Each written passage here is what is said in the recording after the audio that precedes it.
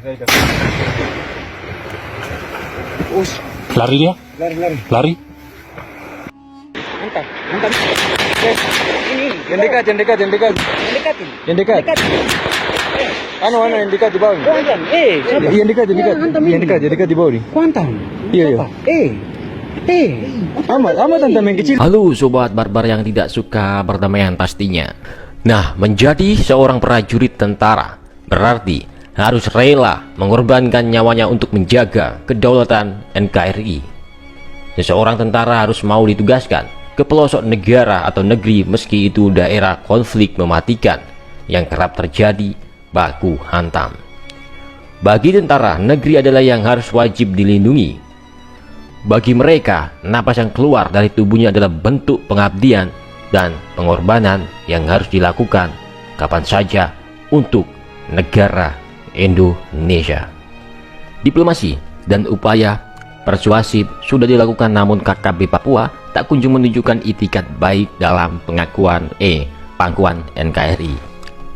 Tak lama setelah Jokowi menetapkan kelompok kriminal bersenjata atau KKB Papua sebagai organisasi teroris, saya juga telah memerintahkan kepada Panglima TNI dan Kapolri untuk terus mengejar dan menangkap seluruh anggota KKB. Saya tegaskan, tidak ada tempat untuk kelompok-kelompok kriminal bersenjata di tanah Papua maupun di seluruh pelosok tanah air. Salah satu pasukan elit TNI Angkatan Darat, yaitu pasukan setan, dikirim ke Papua. Misinya hanya satu, yaitu menumpas teroris KKB Papua. Tak ada ampun lagi untuk KKB atau OPM Papua. Kali ini Presiden Jokowi dan Panglima TNI tak main-main akan menghabisi para KKB atau OPM tersebut. Pemburuan terhadap personil kelompok kriminal bersenjata KKB di Papua terus dilakukan.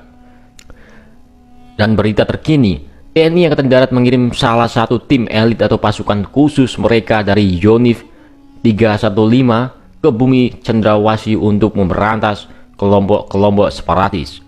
Sebagai sebuah tim elit atau pasukan khusus tak tanggung-tanggung, para prajurit dalam tim berjuluk pasukan setan atau pasukan hantu ini, yang pastinya bisa menghilang ya kan, senyap gitu kan, sudah terbukti dan berhasil menundukkan kelompok separatis di timur-timur dengan nama Operasi Seroja dan bertugas di daerah operasi militer alias DOM Aceh.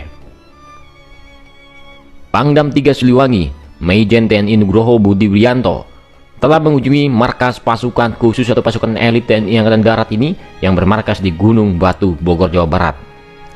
Hal ini terungkap dalam keterangan resmi yang dibagikan Kodam 3 Siliwangi kepada media sosial. Dalam keterangan resmi itu disebutkan bahwa sejak beberapa waktu lalu, para prajurit Batalion Infanteri 315 atau Yonif 315 TNI atau dikenal sebagai pasukan setan yang senyap dalam penyergapan. Pasukan setan ini telah dilatih menembak runduk atau sniper, bertempur hingga berpatroli di daerah hutan dan pegunungan. Kali ini kehebatan pasukan setan ini akan diuji memberantas kelompok teroris KKB Papua atau OPM. Nah, pasukan setan masuk dalam Satuan Tugas Pengamanan Daerah Rawan atau Satgas PAM Rawan di Papua. Mereka digembleng selama 1 bulan sejak tanggal 27 Maret 2021 lalu di Bandung.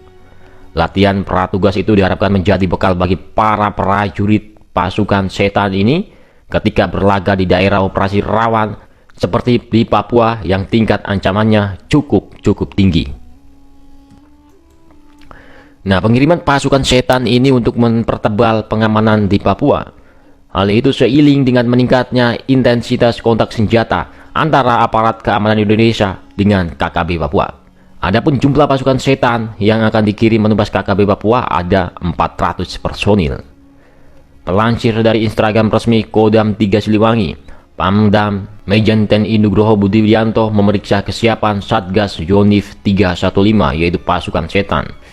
Dalam kunjungan tersebut, Pangdam Siliwangi sempat mendengarkan pemaparan kesiapan personel dan material dari Yonif 315 yang juga menjabat sebagai dan Satgas PAM Rawan.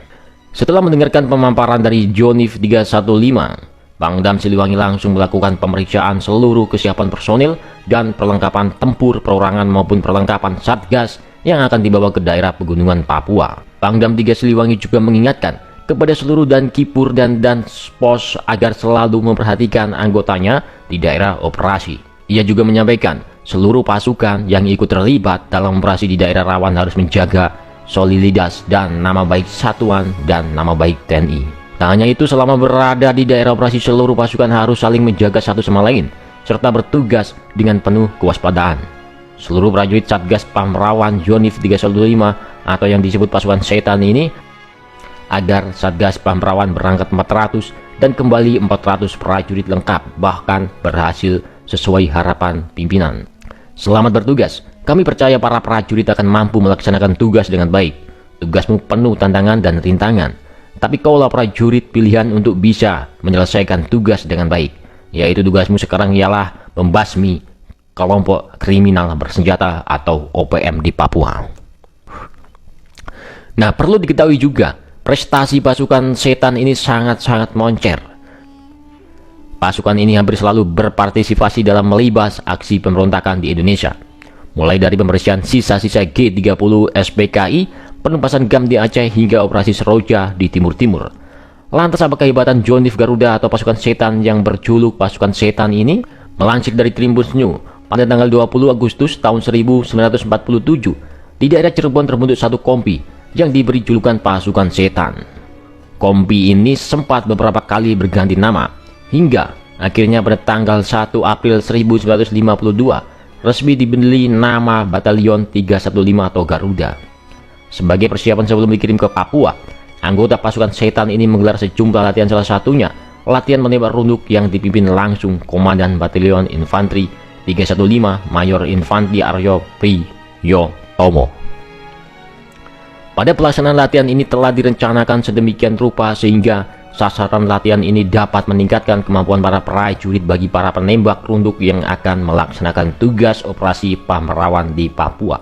Sebelum menembak, para prajurit dibekali materi teoritis tentang cara membuat kamuflase atau penyamaran dan observasi medan serta teknik mengeksekusi sasaran. Prajurit dilatihkan agar kamuflase. Mereka tidak terdeteksi oleh penglihatan musuh saat melaksanakan tugas observasi medan dan sasaran. Bahkan sama personel tidak saling kenal di lapangan. Kemudian para prajurit Yonif 315 menjalani praktek langsung latihan menembak runduk di lapangan. Mereka secara bergilir diberikan kesempatan untuk mencoba dan mempraktekkan teknik maupun taktik sebagai penembak runduk. Senapan dengan sistem blok aksion ini menggunakan amunisi kaliber 7,62 x 51 mm dengan bobot 6,82 kg. Senapan ini memiliki panjang laras 650 mm yang ditambah dengan teleskop. Dalam pertempuran, penembak runduk memegang peran penting untuk bisa melumpuhkan lawan dari jarak jauh. Yang suka PUBG mana nih PUBG bos? Biasanya para penembak runduk ini tidak hanya digunakan untuk operasi penugasan, melainkan juga menjalankan penugasan khusus seperti pengamanan VIP atau VVIP.